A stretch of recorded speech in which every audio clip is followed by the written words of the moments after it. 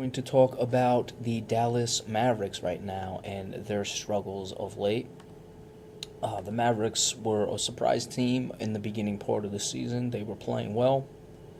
A lot of people didn't expect much from this team. They've been, a perennial, not powerhouse, but they've been a perennial playoff team, that is. I mean, they missed, 2011, 2012, got off to a slow start, but certainly in the Dirk Nowitzki era, this team has not missed the playoffs that much. And this season, a lot of people thought that might be the year where it didn't happen.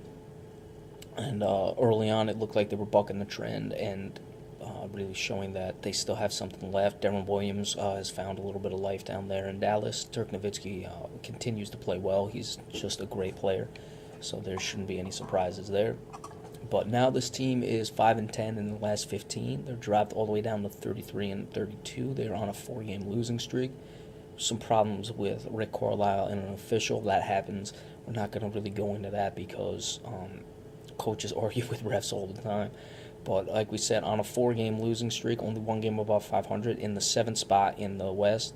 Only a half-game lead over the 32-32 Houston Rockets between 7th and 8th. 7th or 8th, you're going to play San Antonio or Golden State in the first round. Both of those teams would like to get to the 6th spot, obviously, where they at least have a fighting chance. But the way both of those teams, especially Dallas now, are playing, you really can't figure that. Houston, at some point, I would expect them to go on a run.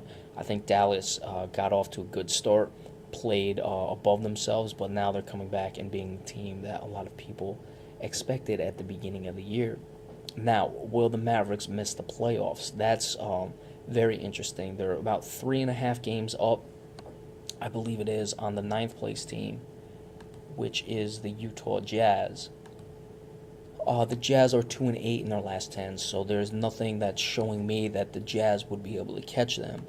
And you expect Dallas, while I don't think they'll turn it around and get back to where they were playing early on in the year, when they were at 28-22, clearly the best, the highest, the most amount of games, that is, they were over 500 that late in the season was 6. They were 6 up plenty of times, but that's the that was the latest in the season. They were 6 games over 500.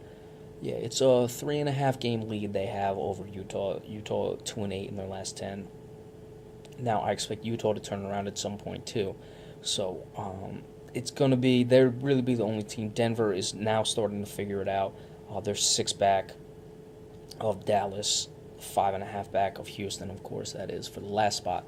So they're just focused on getting into the playoffs at any cost. They're not really focused on Dallas. But I don't really see a team that could force the Mavericks out other than Utah if they ever turn around. So wanted to keep an eye on that. Going to be interesting. Of course, my Celtics bias, that is, Dallas, or the Celtics own Dallas's pick. I can't go above 9, I believe. It might be 7. So it's not going to serve the Celtics too well if Dallas misses the playoffs. But still, any higher the draft pick, the better. So we'll see what happens the rest of the way with the Dallas Mavericks. But they've got to figure it out, and Dirk Nowitzki has really got to be the one to carry this team. I think they've gotten too much. Not too much, but more than they could have ever expected out of Deron Williams.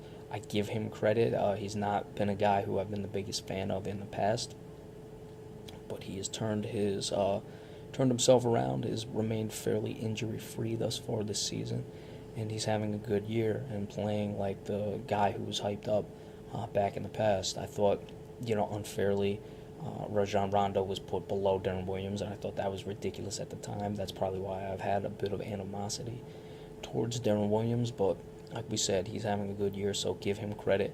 And Rick Carlisle is a fantastic coach, so we'll see if he can figure it out the rest of the way. But like we said, I don't see a team that can push them out, but Dallas, you've got to watch the rest of the way, and we will be sure to do so.